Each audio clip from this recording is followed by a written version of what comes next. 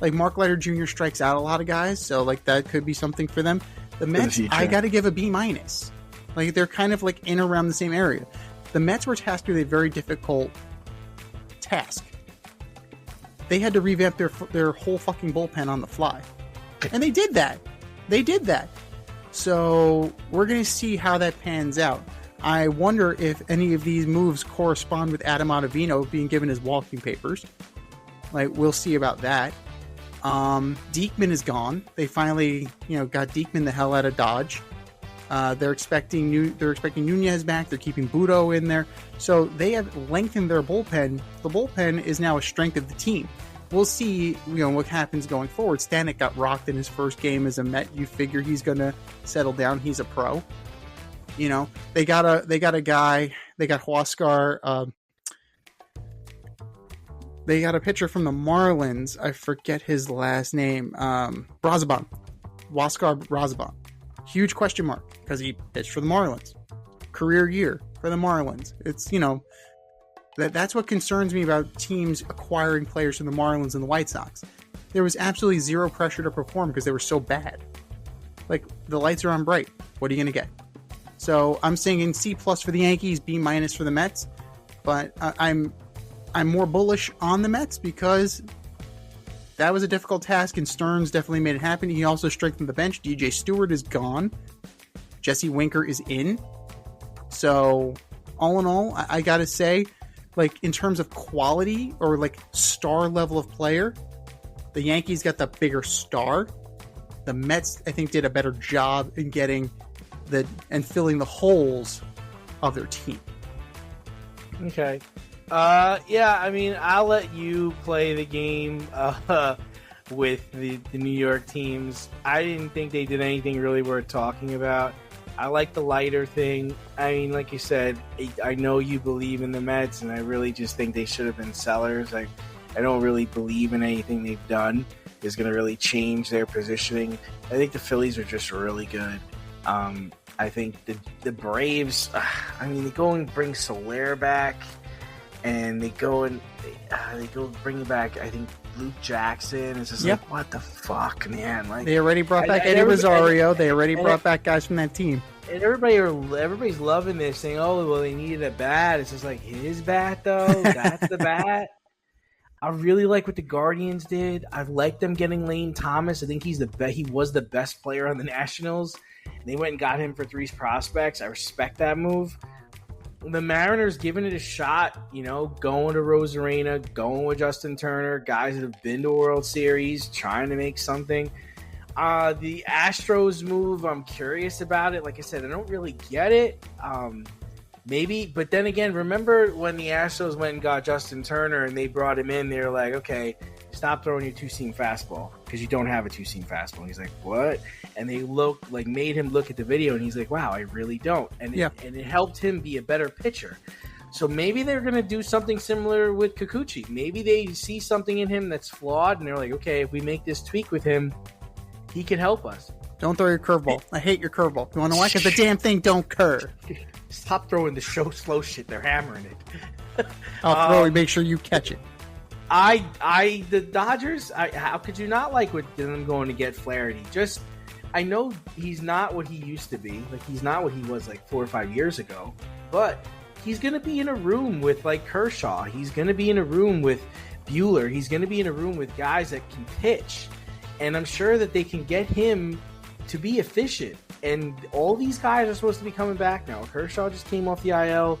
I think Buehler's next.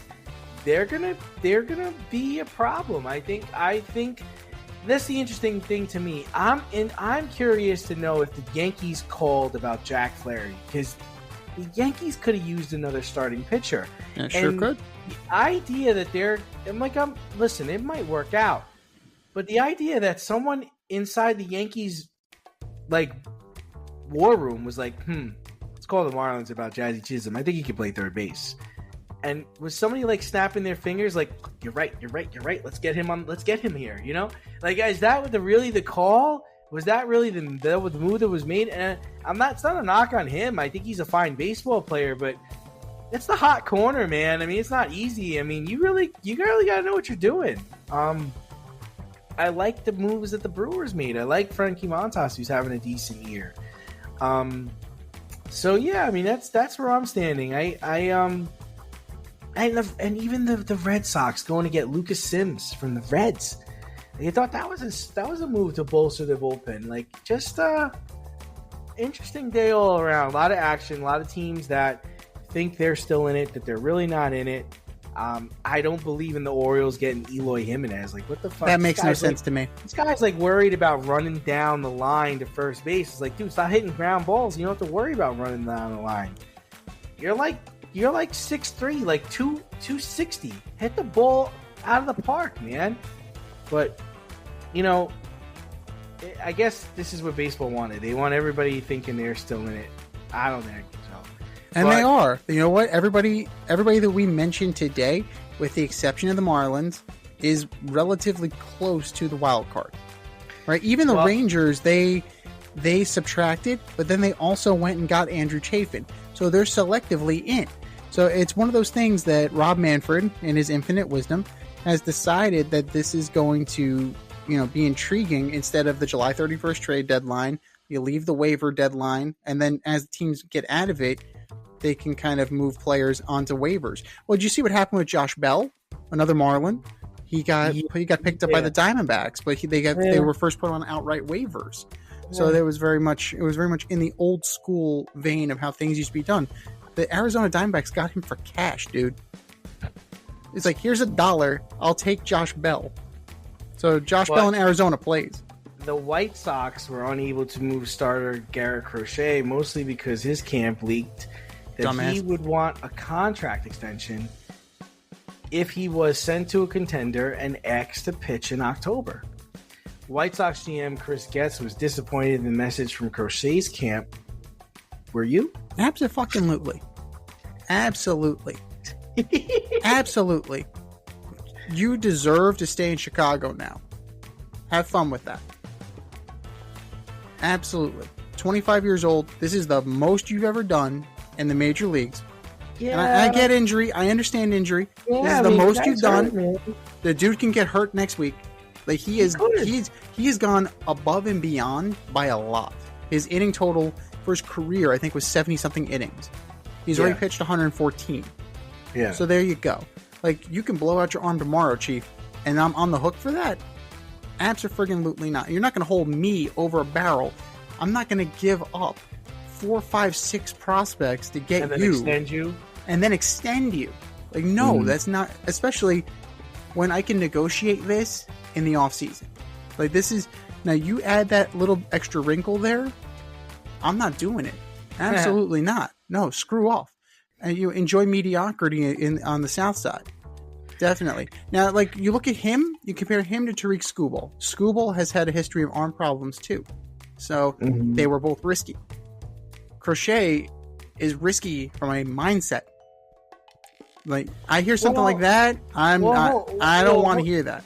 Right, well, that's the whole thing. See, is like, maybe he's also like listening to his body, and maybe he's pitched so much this year that he's like, man, I can't pitch more unless I know that I'm going to be staying where I'm going. So maybe we should be giving him a little bit more credit for listening to his body and understanding what he is, right? He's not trying to just next year or he's not trying to this year, like, win a championship and then be done with baseball. He's like, no, man, if I'm going to go somewhere and I'm going to give it my all, I want to make sure that I'm going to be there for a while. I applaud the guy. I'm not mad at him because he's listening to his body and he knows what's going on. And he's like, fuck you guys. You guys aren't going to just dump me to wherever you want to send me.